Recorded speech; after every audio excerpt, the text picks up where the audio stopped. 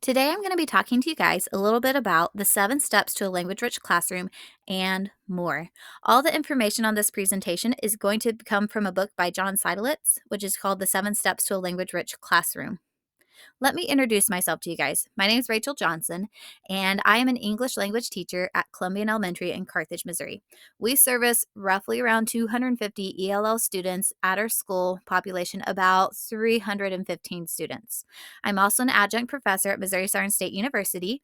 I teach Education 380 online, which is second language acquisition. My teaching experience, I've been teaching for 9 years. My first 5 years of my career were spent in first grade and fourth grade.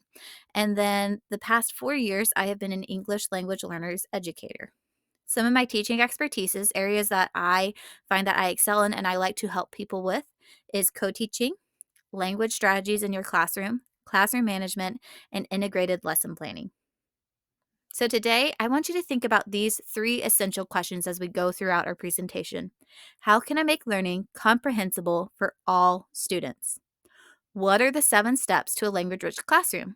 And how can I use these steps in my classroom? First off, let's go ahead and talk a little bit about comprehensible input. One of the popular guys in the English language learners realm is Stephen Krashen. He has several theories about how our ELL students learn. But one of the claims that he made is that people acquire a language in only one way: when they receive oral, that's spoken, or written messages that they understand. In order to acquire a language, learners must receive input that is slightly beyond their current ability. If you've heard of this before, you've probably heard of zone of proximal development. And what that is it's a sweet spot when you're a teacher where you want to put all of your stuff that you're teaching your students. It needs to be above what they can do on their own independently, but it needs to be below their frustration level, what they can't do even if they're getting help from somebody else. We want to target our instruction right in that sweet spot, that zone of proximal development. Now, comprehensible input is making learning understandable through a variety of strategies. So, what does comprehensible input look like in a classroom? Well, one of the things you need to do to make your teaching comprehensible and accessible for your students is make sure that you are not using contractions, such as don't, hasn't, won't. Sometimes your ELL students really struggle with figuring out what those contraction words mean. So, as teachers, we want to try to keep away from doing that. Have a slower rate of speech. It takes time for your students who are ELL students to process what you have told them in English, take it into their brains, think about what it means in their first language, and then get back out to listening again. If you slow your rate of speech down, your EL students have a chance to listen and understand what you're talking about. Have long pauses when you're talking. This gives those students that chance to do that process I was telling you about, taking what you've said in English, translating it in their native language, and then thinking it back out again in English. Have meaningful vocabulary for your students. The vocabulary words that you're going to use frequently in your lessons, post those up on the board so your students can see those. Limit your idioms and your slang, like saying out of the frying pan and into the fire, or saying that's lit. Don't use any of those things. Your students who are learning a second language don't understand those. Keep those out of your teaching. It's going to help them out. Limit the pronouns. If you want your students to go get a pencil, say, please go get the pencil off your desk. Don't say, go get it off your desk. They need to know exactly what you want them to do. So limit the pronouns for things that you're talking about. Use lots of pictures and lots of gestures. We talk about with our EL students, you need to be a performer. You need to use your hands. You need to have visuals for your students to look at. Have frequent repetition. Repeat everything that you're saying so that way, after they've heard it a few times, it sticks in their head. And finally, use shorter sentences when you're talking. You don't have to have something really long and elaborate for your students. Keep it short and sweet and concise. Now, really quickly, what I do want to add in is I'm not saying to take out the content or the rigor of what you're teaching. Just find a way to make it shorter, more equitable for your students. Keeping the rigor the same, but making the language that they're hearing it from more accessible for your students. So if that's comprehensible input, we're going to go ahead and start jumping into the 7 steps of that language-rich classroom. I want to talk about comprehensible input because you're going to see a lot of it come up in these 7 steps. But it's something I want you to think about now that you're learning how to have a language rich classroom in your future classrooms. So, our 7 steps we're going to be learning about today are: 1, teach students what to say when they don't know what to say. 2, have students speak in complete sentences. 3, randomize and rotate when calling on your students. 4, use total response signals. 5, use visuals and vocabulary strategies that support the learning objectives. 6, have students participate in structured conversations. And 7, have students participate in structured reading and writing activities.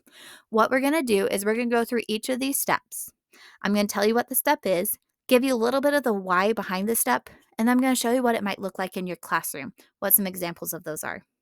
So, our first step, number 1, teach your students what to say when they don't know what to say. So, this happens all the time. You'll be in the classroom, you'll ask your class a question, then you're going to randomly call in a student and say, "So, what's the answer?" And they're going to look at you and say, "I don't know." Okay? We need to teach the students that we don't say that anymore, but we have to teach them what to do when they don't know the answer. What are the skills to be able to figure out the answer? Teaching students what to say when they don't know what to say is a metacognitive strategy. And research shows that the use of metacognitive strategies in the classroom has an impact on student performance. So, what this looks like at our school is we have an anchor chart. It would be what you see to the right, where it says, "I don't know" and "I forgot" with a red X on it. Okay, I would use this type of anchor chart for grades kindergarten and first grade. Some of the hints I want to do when you're talking with your students about these anchor charts: use hand gestures for each piece. Make this an anchor chart and hang it in your classrooms. I will tell you, for the kindergarten and first grade anchor chart, and then the second and third grade anchor chart, you could come to my school in any of our classrooms that have co-teachers in them.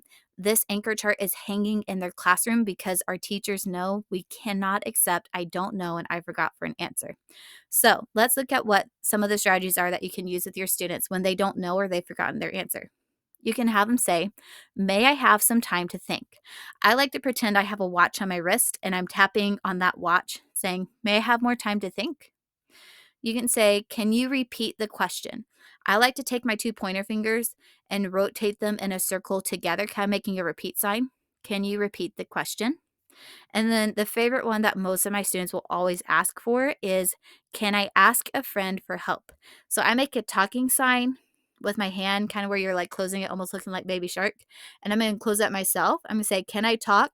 And then I'm going to turn it out to some other people, say, "To a friend." Okay, so I would say, "Can I talk to a friend for help?" So all of our students know these strategies and know that they can use them in their classroom when they don't know an answer and they need help. Now, once they move up to second grade, we like to add in a couple more. Now, I know in some of the strategy books, it actually says to use this for like fifth grade and higher, but I have found teaching with second and third grade that they can do these last 2 pieces that are on there because they are learning how to read, they're learning how to find more information. So it's the same 3 that you had at the start, but now you have parts such as, "May I please have more information?" I like to make a book with my hand and open up the book when they're saying, "May I have more information?" And then the last one is, "Where can I find out more information about that?" I like to make binoculars with my hands over my eyes. And again, what's happening is you're just using hand signals to help them remember what you are talking about with these. So that's the first step in a language rich classroom. The second step is have students speak in complete sentences. So, why do we have them speak in complete sentences? Well, we want students to use content language accurately in their speaking and writing. Students need to hear language multiple times in multiple contexts in order to do this. Having students speak in complete sentences allows students to hear content area vocabulary used in context. And once they get used to speaking in complete sentences, it's something that becomes automatic. I've been working with students since they've been in kindergarten and they're now third graders, and they just know, okay, when I answer that question, I have to use a full sentence. It takes some time to get used to, but once they learn some of the different stems for giving a complete sentence, they just add them in naturally and automatically now into their speaking. So let me show you some classroom examples of this. Okay, I'm just going to read just a couple from each of these. But I encourage you, if you want to, look up sentence stem conversation starters online on Google or Teachers Pay Teachers, and you're going to find several examples of complete sentences, sentence stems. So if they wanted to build on an idea, something they heard in the classroom, they could say, I'd like to add something, or another idea I have is, another example is. If they want to ask a question, and this is a big one that sometimes our ELL students really struggle with, is say, why do you think blank? Or can you explain about, okay? If your students agree, you can have them say, I agree because. Don't just let them say, I agree. Make them take it a step further and say, why do you agree with an answer that somebody said? And if they disagree, they can say, I disagree because. Now, a quick little add in, when you're talking about agreeing and disagreeing, you can also have a quick lesson with your students when you're teaching them those sentence stems about what it looks like to be respectful when you're disagreeing with students. One of my classroom teachers likes to say, I respectfully disagree with your statement because, and just letting the person know, I've heard what you've said, but I don't agree with it as well. And so teaching your students how to be kind and respectful is a great skill you can add into this lesson. You can also share your thinking, saying, I think, in my opinion, I noticed that. And then this is a big one that you definitely want to use with your older grades. Have your students cite their evidence. Okay. They can say on page 25, it states that, and then they can give me an answer of where they found their answer to. These are things that are great for your students, especially your students who are doing their state testing. Having them cite evidence is something great that they're going to have to do when they take those tests as well. Now, the third step is called randomizing and rotating when calling on students. Okay, this means that you're no longer just calling on kids who raise their hands. Okay, you're just going to pick at random. Randomly calling on your students can increase student engagement, encourage participation from all students, and ensures that students are paying attention and can lead to a more inclusive and equitable learning environment. So, what this looks like in my classroom, okay, is I give every student the opportunity to answer questions. And why I do this is because I want to lower my students' affective filter. Okay, that means their affective filter is where they feel stressed. They don't want to participate. They're worried if they answer, they might get made fun of. We want to get rid of that feeling for our students. And so when you are always calling on students and always giving students the opportunity to answer, they start feeling more comfortable. But some ways that you can help lower that affective filter is when they have to answer questions, display the question you're asking on the board so your students can see what you're asking them. Give your students time to think. That think time, that long pause I talked about comprehensible input, put that in right here. Give them that time to think and tell students that if they have an answer, to keep their hands down while they're thinking. There's nothing more stressful when you don't know the answer and you see everybody else around you has their hand raised. So give your students time to think about their answers and allow your students to practice their answers with a partner or a small group before asking them to share with the class. You're going to see this in a strategy a little bit later we call QSSA. We'll come back to it here in a few slides. But let's go ahead and go over a few examples of how you can randomly call in students. One of the favorites in elementaries is getting a popsicle stick. You can either write your students' names or their class number on them, and you randomly pull a stick and ask that student to answer. I like to have a spot where I can put all the used sticks up so I know I've used every student's stick. Something newer that's come out is Lucky Ducks. You get the cute little rubber duckies, put a number at the bottom, and again, you can randomly call out a student's number. One of our teachers really loves Star Wars at my school, so she has a bunch of little Star Wars figurines and she wrote the numbers on them. I find what I like best though is I like having something that is uniform so students don't know what number I've called on even when I've pulled something out because they all look the same. So all I can see is that their number is different on the bottom, but the students can't tell. You can also use a dice and have a number of the day. So if you roll the number 4 and your kids are sitting in their assigned seats, you can always count out in groups of 4. Go 1, 2, 3, 4. Okay, Jimmy, can you answer that question for me? Great job. Okay, now I'm going to count 4 more. 1, 2, 3, 4. All right, Katie, can you now answer that question for me? So then you can pick students in groups of 4. Another strategy, this is a Kagan strategy, it's called number heads together. You can put your students in groups of 2 to 4. Everyone has to have a number. Okay, so either 1, 2, if you have 4, you can go 3 and 4. And you give each student a chance to talk, but they all have to say, I'm number 1, I'm number 2, or 3, or 4. And then as a teacher, what you're going to do is say, I'm going to call on each group to answer, but I want the person who is number 4. Number 4 is raise your hand. And then you're calling on only those number 4s that are in that group. But you do tell your students, I'm not telling you who's answering it until at the very end before I call. So that way they know that they have to talk. So this is an example of randomizing and rotating when calling on students.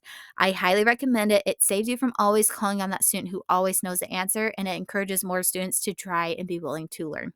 And if you want other ideas, look up online on Pinterest what are different name calling strategies for your classroom. The fourth step is using total response signals. I love using these in my classroom personally, and I use them a lot with my co-teachers. The reason why we use these signals is that total response signals are cues students can use to indicate that they're ready to respond to questions or they're ready to move on to new material. Response signals allow students to prepare for oral or written participation in a non-threatening way. So let's break apart a total response signal. Total means everyone in your classroom is doing it. All students must respond. Your response is that students are making a choice and they're physically showing you in some way that they are ready to answer. Their signal must be clear enough that the teacher can visually see who is ready to respond. So let's talk about some different signals that you might have. Okay. Maybe if you are having students do a writing prompt, okay, a written response, total response strategy signal could be holding up their paper when they're done. They could put it on a whiteboard and they could hold their whiteboard against their chest. If they have chalkboards, some schools might still have them. You could also do that with a chalkboard. You can also have them write their answers on cards and put the card face down. To have a ready response that they're ready to answer, they can have their hands up when they're ready. They can do a thinker's chin. I like to say that as you take your hand and kind of put it on your chin and you're just kind of stroking your chin. Okay. And you could have them say, okay, you're going to think. And when you have an answer, put your hand in your lap. Maybe they can stand up when they're ready to answer. They can sit down. One of the ones that I've had my students do is a secret signal. They give me a thumbs up and then they put it right up against their chest and it's right there. I can always see when the students have an answer, but nobody else can see. You could have all eyes on your teacher when you're done. You can have put your heads down. You can even have them put their pens or pencils down as well. Now, if they need to make some choices, they can use an open hand. If they want question number 1, maybe they can do a closed hand. They can do a thumbs up or a thumbs down. I like to do numbered hands as well. That was something I used with my students a lot. For example, when my students were having to read a book and then tell me if it's fiction or nonfiction, what they'll do is they'll say, okay, make a fist with one hand. Now cover it with your other one and carefully put up a 1 if the book is fiction or a 2 if it's nonfiction. So I can see that the student has a response ready to go. Nobody else can see it. And when I say, okay, go, all the students lift their hands and I can see their answers. Okay. And then you can have rankings. Students can rank with their fingers 1, 2, 3, or 4. You can have them line up according to responses. You can even have them do a 4 corners activity. If you think the answer is A, go stand in the front right corner. If you think it's B, go stand in the back right corner. If you think it's C, the back left corner, and D, the front left corner. So those are some different ways you can have students respond when they have an answer to a question. This is something that's just easy. There's also multiple opportunities to get your students up and moving, which is really good for all students. But again, when you do some of the, like, especially the moving ones, I always like to tell students, have it in your head, lock it in your head first, and give me a secret signal before you move to respond to something. Our fifth strategy is using visuals and vocabulary strategies that support your objective. Having photos, maps, drawings, movie clips, and concrete objects give your students access to content in spite of possible barriers, such as a lack of background on the subject or limited English proficiency. We use visuals all the time with our students, and you'd be surprised you probably actually already use several of these. Some different visual strategies you can use in your classroom are graphic organizers, those anchor charts. They provide a way for students to organize facts, ideas, and concepts that help them make sense of the content. They can be used before, during, or after lessons. So some of them include story maps, okay? And if you look at the pictures in the top left, you have an example of a story map. So maybe they're reading a story and you put a picture of the book in the middle, and then they can map out who are the characters, what is the setting, what's the problem in the story, what's the solution. You can do a KWL chart. This is a great one to do as you're starting a new unit to find out what your students think they know about what they're learning about. What are some questions that they already have about what they're going to learn about? And then at the end, it's a great way to see what have your students learned. You can do a Venn diagram. Okay, that's the one in the bottom left with the 2 circles. There are tons of ways you can use this. You can use them when you're reading books. You can use them when you're comparing animals in science. You can use them like in geography when you're studying 2 different continents to talk about what the weather is like in certain areas, things like that. You can do a T chart where you're just comparing 2 items together. You can also do what's called a spider map. That's the one that's in the bottom right. And what you do is you just have kind of that fact, that topic in the middle, and then you're just taking notes of different things that you've learned. That one's really popular in kindergarten. I've seen a lot of kindergarten teachers use that before. So those are visual strategies. Then you also have vocabulary strategies. Okay, so there's 2 different types that you can use. You can do a developing vocabulary strategy and you can do a scanning strategy. So developing vocabulary, if there are specific vocab words that students are going to be using in a lesson or a unit, use it multiple times in context. Have it get stuck in your student's head. You can even use American Sign Language by putting an action with that vocabulary word. Okay, this can help build connections for your students. So, as an example, I have this guy doing tornado down here. We'll see if it plays. Nope. Anyways, he's going to show you what the sign for tornado looks like. And so, what I might do is anytime I say tornado, I'm going to have my students use that sign for me. Maybe when they're transitioning, I might say, okay, what is a tornado? And they might say, tornado is, and then they'd give me the definition of a tornado. It's just little ways to keep putting in the vocabulary. This second strategy, scanning, would be great, especially for your students who are in the upper grades. So, scanning is a strategy that teaches students essential words for understanding new content minutes before they encounter words in a text.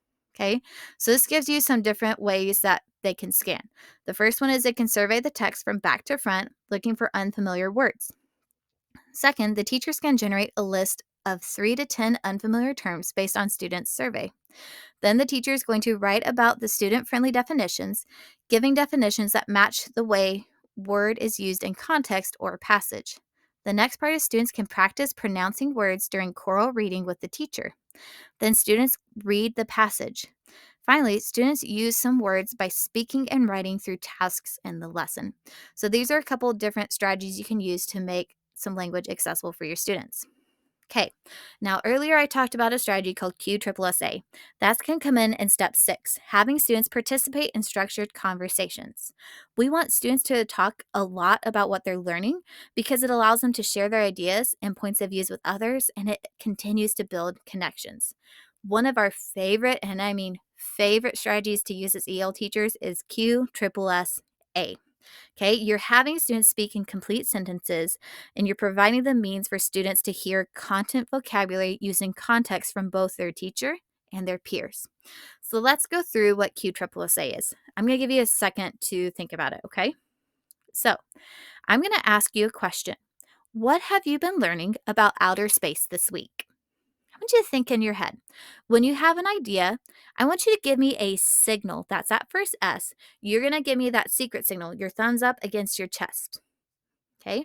When you think of something you've learned about space, give me that signal. Great. I see all of you guys have your secret signal up. I'm going to give you the STEM, the second S. I want you to say to your partner, something I learned about space is. Can you guys say it with me? Something I learned about space is. Now you're going to do the third S. You're going to share with your shoulder partner. Turn to your shoulder partner and tell them, something I learned about space is. Now your students are going to share and they're going to talk to each other. What's something you learned about space? Once you see all of your students have finished talking, I like to have them make a little rainbow bridge with their hands. They put their hands together to show me, or maybe they touch their head. Again, a total response signal letting me know they're ready to move on. And then finally, I'm ready for that A, that assessment piece. I'm going to use my call sticks to randomly call on some students to answer that question so I can assess what did they learn about space. So QSSA is an incredible strategy, and I highly recommend it for using in your classrooms. And then 7, have your students participate in meaningful reading and writing activities. Why? This helps students gain a deeper understanding of the content they're learning about. So, a couple strategies. The first one is somebody wanted but so. You can use this during a reading or writing activity in order to help your students understand literary elements or summarize what they've read. So, your somebody is who's the main character? Wanted. What were they wanting to do? What was their motivation? But what's your problem? What's the conflict? So, what's their solution? How do they resolve the conflict? This is a great activity you can use with your EL students. Something we like to do at our school is we like to do a lot of integrated reading and writing. And so, what you're doing is you're bringing together your reading and writing focus and you're adding in a lens of your science or social studies focus. So, as an example, this is something we did with our first grade group. Okay, in reading, they were working on nonfiction text features. In writing, they're working on research writing. In science, our students were learning about outer space. They had to talk about what some predictable patterns were, some observations, and characteristics of our solar system. So, what we did was when we were reading books about space objects, okay, our students had to go and put in what object they were learning about in space in their table of contents. That's a text feature they're using in reading. So, the first one our students did was sun. So, they wrote sun on the first line table of contents. Then they went to their first page. They wrote sun at the top for their title of their page. And then they wrote down information about the description, the location, the motions and predictable patterns, and the characteristics. This was their note page they were taking while they were reading. And if we had something that was a glossary word, we would take them and have them go get their black marker and they would go over it with black marker to make it a bold vocab word. And then they had to write that vocab word in their glossary. It was just a way to bring it back together. Then, what we had our students do in writing was they had to research a planet. And again, we brought back that text feature for our students. So they had all about, and they had to write down what their space object was. Then they had a table of contents that told them exactly what pieces they had to write about at what page. Now, this is beginning of the year, first grade. So they're working on getting us really good sentences at this point. So we weren't as big on their paragraphs at this point as we were just the content of a sentence. So they would have to write about, like, a page 2, they're giving the description. So if they were talking about planet Earth, they had to give a description. What did planet Earth look like? And they would do that. And so these were ideas to give you structured reading or writing activities to do with your students. So I really personally am a fan of integrating, and I think it helps your students a lot. So that was a whole lot of content going over the 7 steps, but let's review what each of those steps are. Okay, number 1, teach your students what to say when they don't know what to say. 2, have your students speak in complete sentences. 3, randomize and rotate when you're calling on your students. Don't just let the same kids who are raising their hands answer all the time. 4, use total response signals. 5, use visuals and vocabulary strategies that support the learning objectives. Remember, American Sign Language is great for this. 6, have the students participate in structured conversations. QSSA all the way. It's the best one to use, I promise you. And 7, have students participate in structured reading and writing activities.